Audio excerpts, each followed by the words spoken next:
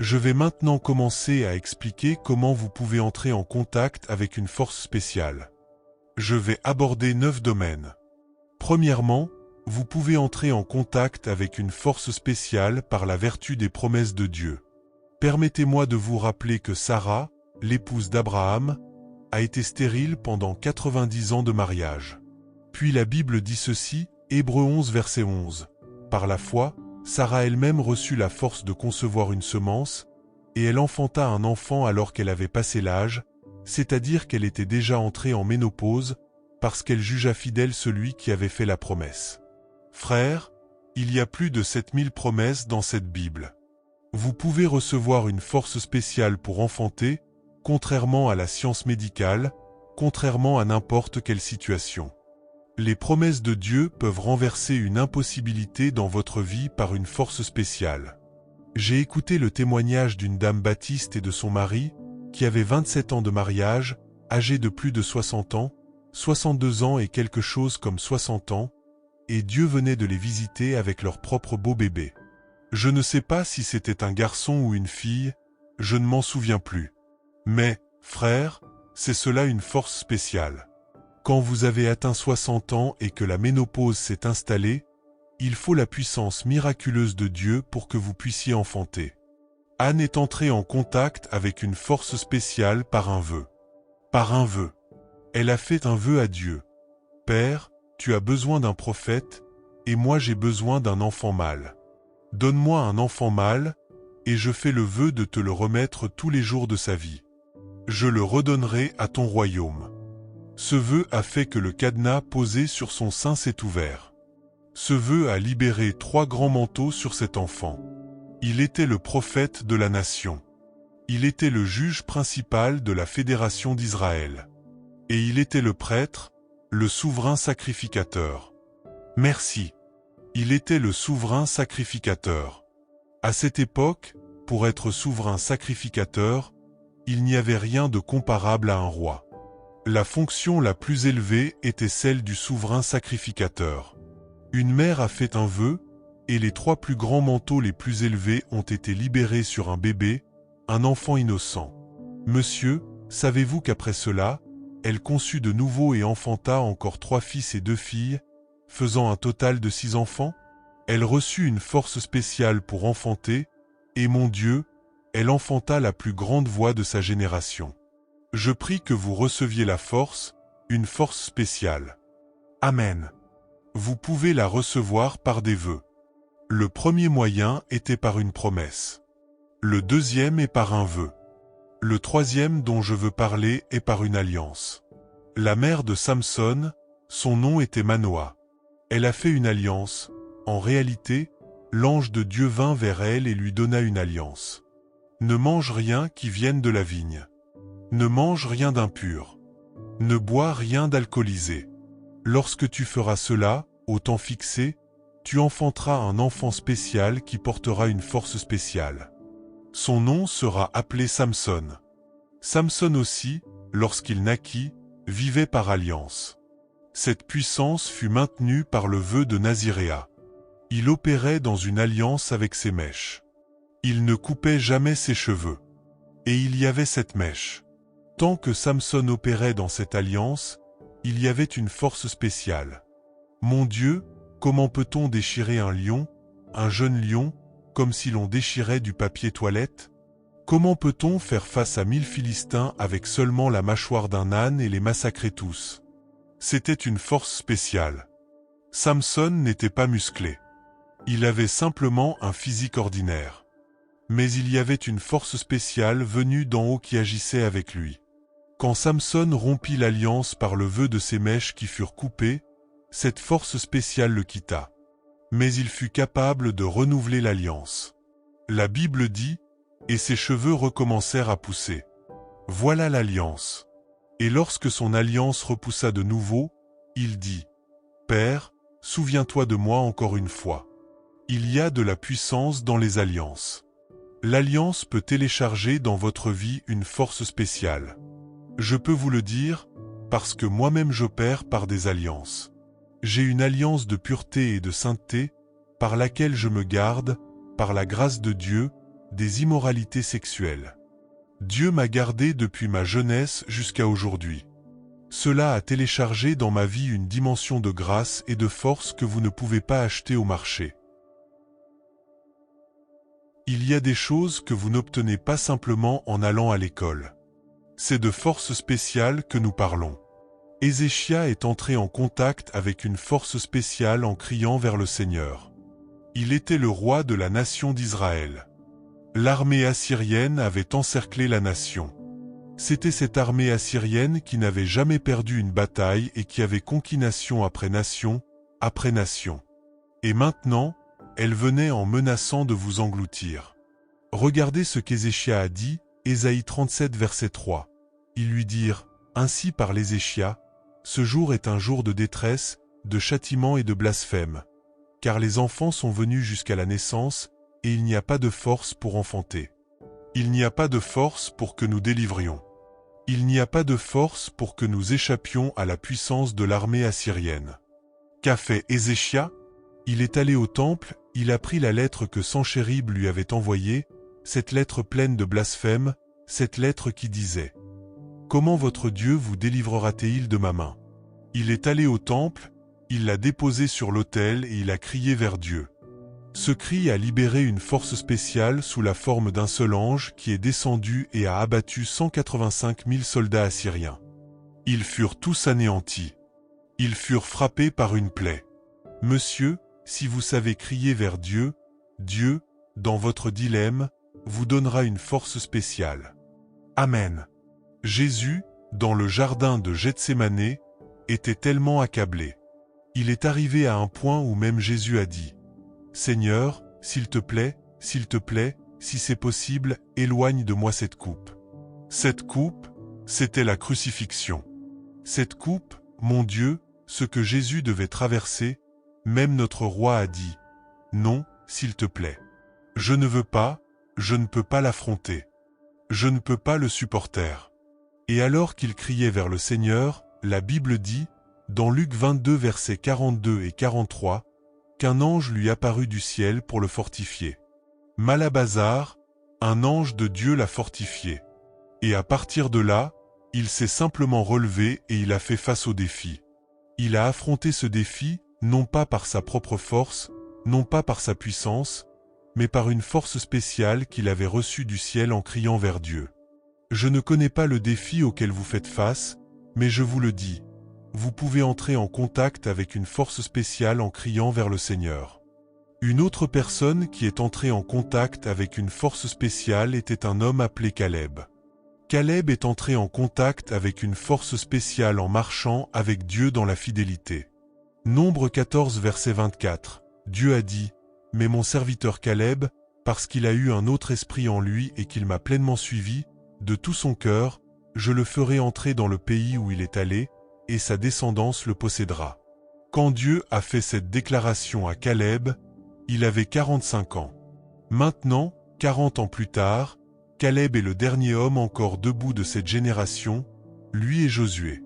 Toutes les autres personnes de cette génération étaient mortes dans le désert. Mais il est entré en contact avec une force spéciale et une faveur pour vivre. Et il n'a pas seulement vécu jusqu'à entrer dans la terre promise. Il est resté jeune et frais à 85 ans. Écoutez Caleb, Josué 14 verset 11. « Je suis encore aussi fort aujourd'hui que je l'étais le jour où Moïse m'envoya. Telle était ma force alors, telle est ma force maintenant. Gloire à Dieu. Amen. » Il était encore capable de combattre dans les guerres, de sortir pour la bataille et de revenir. Quoi? Grand-père Caleb combattait encore au premier rang des batailles. Grand-père Caleb était encore capable de faire ce que d'autres jeunes hommes dans la quarantaine et la trentaine faisaient. Comment? Il avait reçu une force spéciale.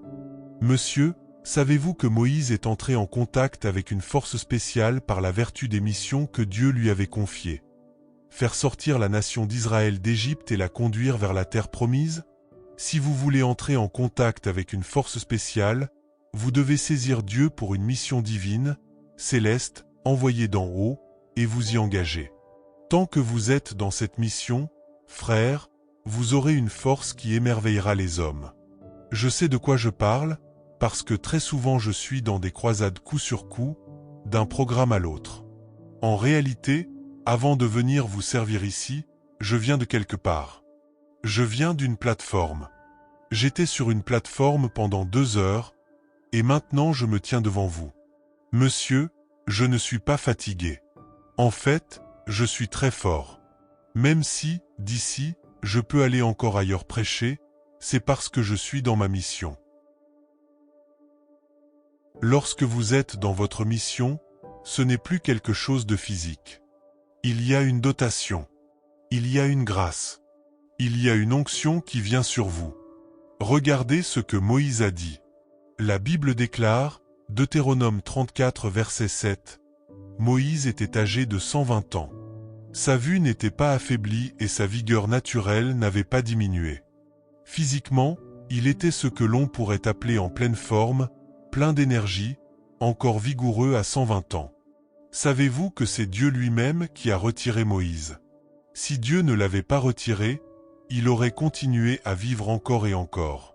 Il était entré dans une dimension que nous appelons la vie Zoé, une force spéciale, le surnaturel.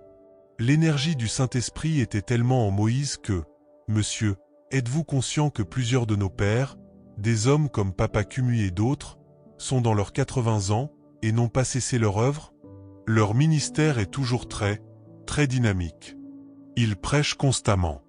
Ils se déplacent encore de ville en ville. En réalité, la plupart d'entre eux vivent encore une vie hautement consacrée, marquée par le jeûne. Certains d'entre vous, les jeunes, vous ne pouvez même pas jeûner comme ces hommes jeunes. Ils sont dans leur mission. Lorsque vous êtes dans votre mission, vous devenez en réalité plus jeune, plus frais, et chaque jour toujours verdoyant, par la vertu de votre mission. Vous entrez en contact avec une force spéciale. Alléluia. Amen. Quel homme a 80 ans? Bien sûr, il avait plus de 80 ans lorsqu'il monta sur le mont Sinaï. Il avait peut-être 81, 82, 83 ou 84 ans lorsqu'il gravit le mont Sinaï. Et il monta sur le mont Sinaï dans un jeûne de 40 jours, un jeûne total, sans nourriture ni eau. Il monta sur le mont Sinaï. Connaissez-vous le mont Sinaï? Il se trouve en Égypte, à environ 2,2 km d'altitude. Frères, même si vous mangez bien, essayez de grimper, vous verrez par vous-même. Mais Moïse, à plus de 80 ans, monta sans nourriture pendant 40 jours et 40 nuits.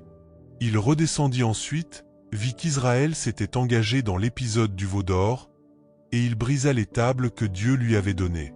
Puis Dieu lui dit de remonter encore, de préparer de nouvelles tables. Il prit 2 pierres sur son dos, qui allaient devenir les tables, et il remonta une seconde fois, encore pour 40 jours. Cela faisait maintenant 80 jours de jeûne, car il ne s'était pas arrêté. Ainsi, cette réalité que nous appelons force spéciale est réelle. Il y a des hommes qui ont foulé cette terre et qui ont accompli des exploits par une force spéciale. Une autre dimension par laquelle vous entrez en contact avec une force spéciale est l'onction du Saint-Esprit. Alléluia! Gloire à Dieu! La Bible dit que Samuel prit une corne d'huile et oignit David au milieu de ses frères, 1 Samuel 16 verset 13, et l'Esprit du Seigneur saisit David à partir de ce jour-là. Vous voyez comment il affronta Goliath. Dans ce combat contre Goliath, c'était par l'onction, une force spéciale, une dotation particulière qui fut libérée sur lui. Dans les Actes des Apôtres, à la Pentecôte, lisons dans une version courante, Actes chapitre 2 verset 4. Tous ceux qui étaient présents furent remplis du Saint-Esprit et commencèrent à parler en d'autres langues, selon que l'Esprit leur donnait de s'exprimer. C'était une capacité, une force qui leur était donnée. C'était cette capacité qui faisait que leurs ombres guérissaient les malades. C'était cette capacité qui faisait que lorsqu'on les enfermait en prison, des anges venaient ouvrir les portes. Monsieur, l'onction du Saint-Esprit a transformé de simples pécheurs en bouleverseurs d'empire. L'onction du Saint-Esprit a libéré une force spéciale sur ces hommes. Dans Actes chapitre 4 verset 29, le Sanhédrin les convoqua et les menaça de ne plus jamais prêcher au nom de Jésus. Ils retournèrent vers les leurs et dirent: Seigneur, vois leurs menaces. Accorde à tes serviteurs d'annoncer ta parole avec une pleine assurance, en étendant ta main pour guérir, afin que des signes et des prodiges se fassent par le nom de ton saint serviteur Jésus-Christ. Que demandait-il? Une force spéciale. Père, libère une force spéciale pour ce défi qui est devant nous. Et la Bible dit que le lieu où ils étaient assemblés trembla. Ils furent tous de nouveau remplis du Saint-Esprit une seconde fois. Puis la Bible déclare qu'avec une grande puissance, les apôtres rendaient témoignage de la résurrection. La Bible dit encore, au verset 12, que par les mains des apôtres, beaucoup de miracles et de prodiges s'accomplissaient parmi le peuple. Et plus loin, la Bible dit qu'il arriva un moment où les gens, venant de toutes les régions, apportaient des aveugles, des boiteux, des sourds, des muets, des personnes possédées de démons, les alignant dans les rues, simplement pour que leurs ombres les touchent, sans prière, sans imposition des mains. Ils ont ainsi reçu une force spéciale, et ma Bible dit qu'ils furent tous guéris. Chacun d'eux, c'est le verset 16 d'Actes chapitre 5. Il ne s'agissait pas de dire « partez et revenez plus tard ». Tous ceux qu'on déposait dans la rue étaient guéris. La Bible dit aussi que les esprits mauvais étaient chassés d'eux. Frères, ce que l'Église primitive a reçu était une force spéciale par l'onction du Saint-Esprit. La Bible dit également au sujet de Jésus, Acte 10 verset 38, comment Dieu a oint Jésus de Nazareth du Saint-Esprit et de puissance, et comment il allait de lieu en lieu en faisant du bien et en guérissant tous ceux qui étaient sous l'empire du diable. De qui parlons-nous? De Jésus, monsieur. Jésus n'a accompli aucun miracle avant l'âge de 30 ans. C'est au fleuve Jourdain que le Saint-Esprit est descendu sur lui, et à partir de ce moment-là, il est entré en contact avec une force spéciale. C'est ma prière pour vous aujourd'hui, que vous entriez en contact avec une force spéciale. Une force spéciale. Amen. Et cela concerne tous les domaines. Permettez-moi de partager ce témoignage. Lorsque j'étais beaucoup plus jeune, j'étais le plus faible intellectuellement parmi tous mes frères et sœurs. Nous étions 6 enfants, et j'étais considéré comme le plus lent, le plus incapable de la famille. Même à l'école secondaire, j'étais vu comme le dernier. Mais le jour où j'ai donné ma vie à Christ et reçu le baptême du Saint-Esprit, l'onction du Saint-Esprit a touché mon intelligence, a touché ma vie. Durant mes 2 dernières années au secondaire, j'ai réussi 18 matières du GCE, avec plus de 9 notes à 1. Plus de 9, peut-être 9 ou 10, je ne me souviens plus exactement. Frère, ce n'était pas moi. Ce n'était pas ma capacité. C'était le Saint-Esprit. Lorsqu'il est venu sur moi, il y a eu une force spéciale. Cette force spéciale agit encore en moi aujourd'hui. Savez-vous que lorsque je suis allé à l'école biblique, je suis sorti premier de ma promotion. On m'appelait Ephium 100. À chaque examen, 100, 100, 100. Savez-vous que le Seigneur m'a donné ce que l'on appelle une mémoire photographique? Je peux lire un livre comme celui-ci. Un livre qui peut prendre 3, 4, 5 jours, voire une semaine à d'autres personnes, je le lis en 1 heure et cela reste dans mon esprit. C'est une grâce. Ce n'est pas ordinaire. Ce n'est pas naturel. C'est surnaturel. C'est pourquoi j'ai écrit plus de 70 livres. Il y a une grâce que Dieu m'a donnée. Je n'ai pas étudié pour obtenir cette grâce. Je ne l'ai pas acquise par mes propres efforts. Je sais que cela ne vient pas de moi. C'est par l'onction du Saint-Esprit. Quelqu'un sous le son de ma voix, tu entreras en contact avec une force spéciale. Amen. Une force spéciale. Amen. Permettez-moi d'ajouter encore ceci. Salomon est entré en contact avec une force spéciale par le sacrifice. Par le sacrifice. 2 Chroniques 1 verset 12, Dieu dit, « La sagesse et la connaissance te sont accordées. Je te donnerai aussi des richesses, des biens et de la gloire, comme aucun roi n'en a eu avant toi, et comme aucun roi après toi n'en aura. Sagesse, connaissance, richesse, bien, honneur. Comment cela est-il venu? Par le sacrifice de 1000 holocaustes. Et Dieu a accordé à cet homme une grâce et une faveur extraordinaires. Dans l'histoire des rois, personne ne peut se comparer à Salomon ni s'en approcher. Monsieur, il y a une force spéciale qui est au-dessus de votre tête. Amen. Vous devez la rechercher et la poursuivre avec détermination. Permettez-moi de conclure maintenant. D'accord, j'ajoute encore un point. Par la foi, vous pouvez aussi l'obtenir. Hébreux chapitre 11 verset 34 déclare que, par la foi, de faibles qu'ils étaient, ils furent rendus forts. Ils devinrent vaillants à la guerre et mirent en fuite des armées étrangères. À partir de la faiblesse, ils furent rendus forts. Des personnes qui avaient abandonné, des personnes épuisées, ont reçu par la foi une énergie surnaturelle pour poursuivre leurs ennemis. Frères, c'est puissant. Cela signifie que quelle que soit votre situation, ce n'est pas fini. Tant qu'il y a un Dieu, vous pouvez recevoir une force spéciale pour vaincre ce défi. Amen. Cette force spéciale est quelque chose que vous devez rechercher. Vous devez la rechercher constamment, sans relâche, afin de faire face aux cavaliers et aux chars, de les rattraper et de rivaliser avec eux. Dans cette vie, vous avez besoin de rechercher continuellement une force spéciale. Permettez-moi de vous donner des écritures.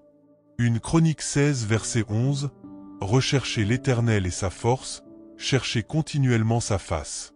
Gloire à Dieu. » Une Chronique 29 verset 12, « C'est de toi que viennent la richesse et la gloire, c'est toi qui domines sur tout, et dans ta main sont la force et la puissance, et c'est ta main qui a le pouvoir d'élever et d'affermir tous les hommes. » Monsieur, Dieu a le pouvoir de vous rendre grand. Il a le pouvoir de vous rendre riche. Il a le pouvoir de donner la force à tous. Psaume 27 verset 14, « Attends-toi à l'Éternel. Fortifie-toi et que ton cœur s'affermisse. Oui, attends-toi à l'Éternel. Es-tu affaibli? Es-tu découragé? Es-tu abattu? As-tu envie d'abandonner? As-tu envie de fuir? Attends-toi à l'Éternel. Il te fortifiera. Il te donnera une force surnaturelle pour affronter le défi. Psaume 84 verset 7.